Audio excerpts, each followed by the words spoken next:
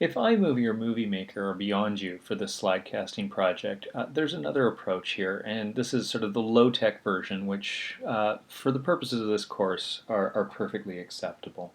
And that is just to use your PowerPoint or Keynote program, and let me just sort of show you how that works.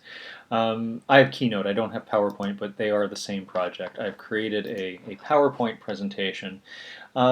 And these slides will work if you just sort of now record on from your screen the way that I am doing now.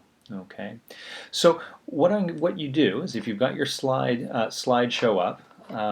Again, there are versions of this on Microsoft that I'm not as clear at using, but in terms of doing screen recordings, it should be a fairly straightforward process. On the Mac, it's a QuickTime player. You want to click on your QuickTime player. And under File, you want to make a new screen recording. It won't let me do that right now because I'm in the middle of doing it already. But a little icon will come up. You click on Record, and then you click to sort of set the screen. Okay. Once it's up and running, you want to hit play on your slideshow.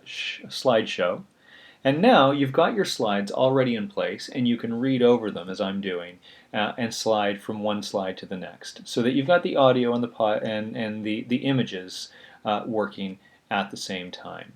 Okay, so again, this is going to require a little bit of practice, a little bit of timing, making sure that everything is rehearsed ahead of time so that things work. I thought this was a great shot or image of the coach metaphor from Edward Bellamy's Looking Backward. Here's one example then of how you can approach this without having to go into the Movie Maker.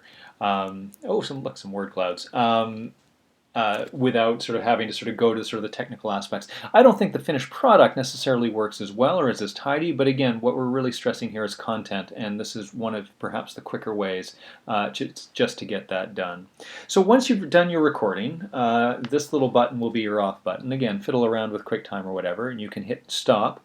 Once you hit stop, you can save your file and then upload it to YouTube.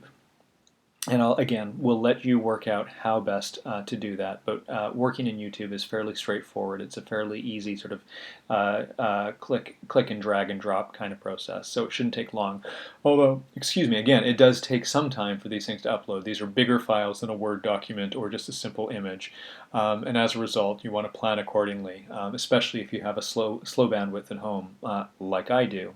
And that can be a little frustrating. So don't leave this to the last minute. So that's, again, a very straightforward way to do it, but it gets your slides and your audio together in one place, in one file, and you can then just sort of proceed to upload to YouTube. Okay, have fun.